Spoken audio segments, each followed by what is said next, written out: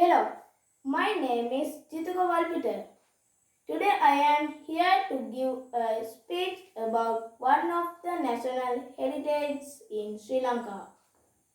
Sri Lanka is a country with a large number of valuable and beautiful places to visit and explore. Among those places, UNESCO National Heritage in Sri Lanka take a major spot.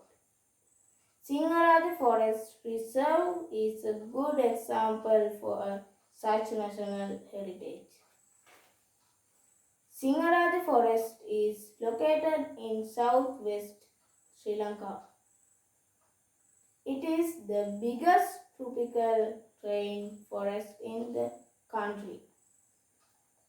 More than 60% of trees in Sinharaja Forest are endemic and very rare.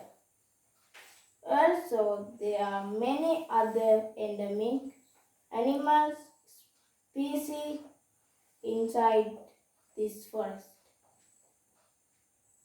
Sinharaja Forest was named as National Heritage Wilderness Area in 21st October 1988, and it is